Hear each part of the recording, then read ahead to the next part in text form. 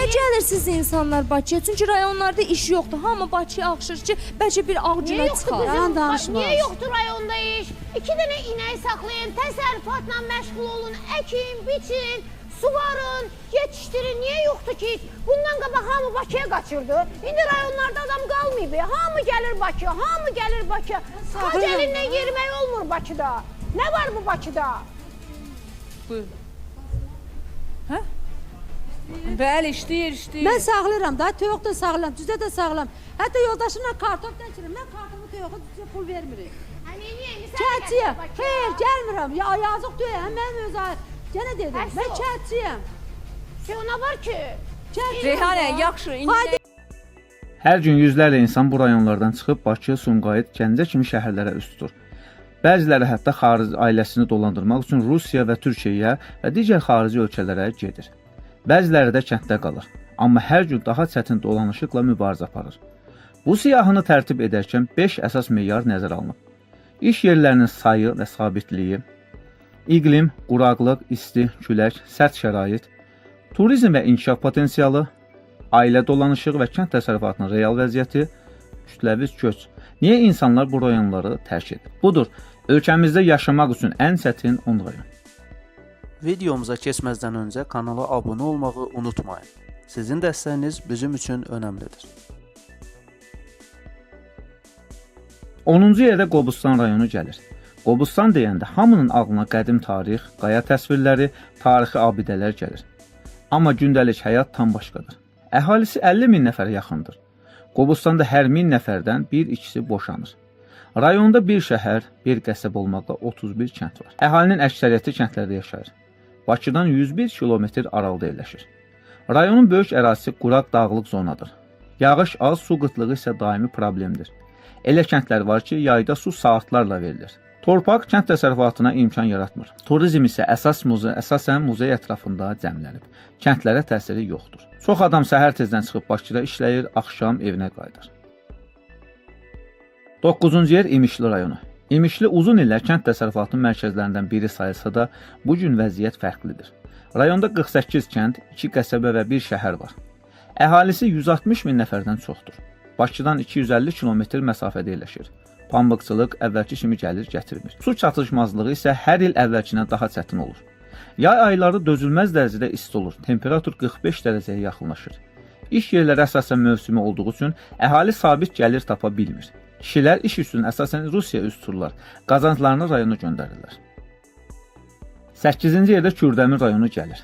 Azərbaycanın ən isti rayonlarından biri. Kürdəmir, kür dəymir sözlərindən götürüldüyü ehtimal olunur. Əhalisi 120 min nəfərdən çoxdur. Əhalinin 80% kəndlərdə yaşayır. Kürdəmir Azərbaycanın mərkəzində yerləşsə də inkişaf baxımından çox geri qalır. Əsasən kənd təsərrüfatı rayonudur. Əsas problem şoranlaşmış torpaq və su qıtlığıdır. Rayonda sənaye yoxdur, turizm yoxdur, yeni investisiyalar da yoxdur. Mövsümi iş, mövsüm bitənə insanlar yenə Bakıya üstürlər. Kürdəmir əslində lojistik baxımdan güclü mövqedədir. Amma bu üstünlük əhalinin dolanışığına hələ də təsir etməyib. 7-ci yer Sabirabad rayonu. Əhalinin ümumi sayı 190 min nəfərə yaxındır. 74 kəndi var. Bakı şəhərindən məsafəsi 170 kilometrdir. Sabirabad elə zonadadır ki, həm quraqlıqla, həm də daşqınlarla zərər görür. Müntəzəm olaraq kür sayının daşması kənd təsərrüfatına böyük zərər vurur.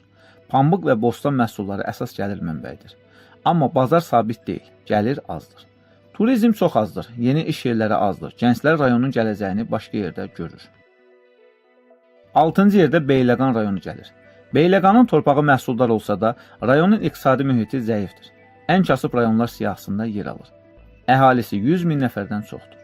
Rayonda bir şəhər, 15 qəsəbə və 24 kənd var. Suvarma kanalları yetərsizdir. Su bəzən günlərlə verilmir. Əhali əsasən maldarlıq və taxılçılıqla dolanır. Amma bu sahələr də sabit gəlir vermir. Beyləqanda işsizlik yüksəkdir. Bu səbəbdən Rusiya və Türkiyəyə mövsüm miqrasiyaya çox geniş yayılıb. 5-ci yer Ucar rayonu. Ölkəmizin ən kasıb rayonlarından biri. Ucar nəqliyyat baxımından mərkəzdə yerləşsə də həyat səviyyəsi buna uyğun deyil. Əhali sayı 100 min nəfərə yaxındır. Ucar rayonu Bakıdan 240 km qərbdə Şirvan düzündə yerləşir. Ərazisində 32 yaşayış məntəqəsi var. Rayonda iri istehsalat müəssisəsi yoxdur. Turizm isə ümumiyyətlə inkişaf etməyib. Su azdır. Yayda istilər kəskin olur. Torpağın bir hissəsi quraqdır. Əmək qabiliyyəti əhalinin böyük qisminin əsas məşğulluğu başqa rayonlarda işləməkdir. Ucar təəssüf ki, imkan baxımından Bakıya ən yaxın olan, amma inkişaf baxımından ən geri qalan rayonlardan biridir. 4-cü yerdə Saatlı rayonu gəlir. Saatlı ölkədə ən quraq ərazilərdən biridir. Əhalisi 110 min nəfərdən çoxdur. Rayon ərazisi düzənlikdir və dəniz səviyyəsindən 28 metr aşağıdır. Burada su varma problemləri düşünüləndən də daha ciddi təsir göstərir. Bəzi kəndlərdə içməli su belə çətinliklə təmin olunur. Əhalinin əsas gəliri pambıqçılıqdır, amma bu sahədə də gəlir yüksək deyil. Gənclər Bakıya və Qobustana tikinti işlərinə gedir. Saatlıda həm də güclü küləklər olur ki, bu da kənd təsərrüfatını, həyatını ağırlaşdırır. 3-cü yer Zərdab rayonu. Zərdab Azərbaycanın ən kasıb rayonlarından biridir. Kasıb rayonlarla bağlı videomda ayrıca bu haqda qeyd etmişəm. Əhalisi 60 min nəfərdən çoxdur. İşləyənlərin sayı isə 5600 nəfər təşkil edir. Çox aşağı göstəricidir. Rayonda iş yerləri çox azdır. Paytaxt Bakıya və digər yerlərə iş üçün üz tuturlar. 40 kəndi var. Kənd təsərrüfatının əsasını pambıqçılıq, taxılçılıq, baramaçılıq, balıqçılıq və heyvandarlıq təşkil edir. Zərdab Azərbaycanın ən isti ərazilərinin başında gəlir. Yayda elə gün olur ki, həyətə çıxmaq mümkün olmur. 45 dərəcə və üzərində isti olur. Su qıtlığı torpağı zəiflədir, məhsuldarlıq çox aşağıdır. İş yerləri azdır. Gənclər Bakıya və Gəncəyə üz tuturlar. Əhalinin gəlir səviyyəsi ölkə üzrə ən aşağı göstəricilərdən biridir.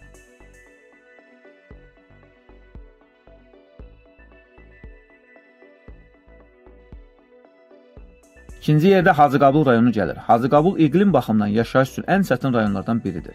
İsti, külək, quraqlıq, üçü də burada özünü ən sərt formada göstərir. Rayonda bir neçə zavod olsa da əhalinin böyük bir qismi yenə də digər şəhərlərə işləməyə gedirlər. Əhalisi 80 min nəfərdən çoxdur. Təbii sərvətləri, turizm imkanları yoxdur. Təbiət sərtdir, torpaq zəifdir, su isə azdır.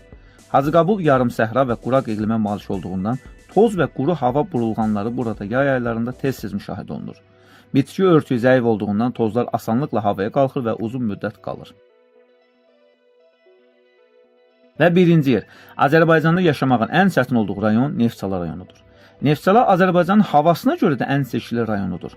Xəzər sahili boyunca yerləşən bu rayonun adı artıq özü neftlə başlayır.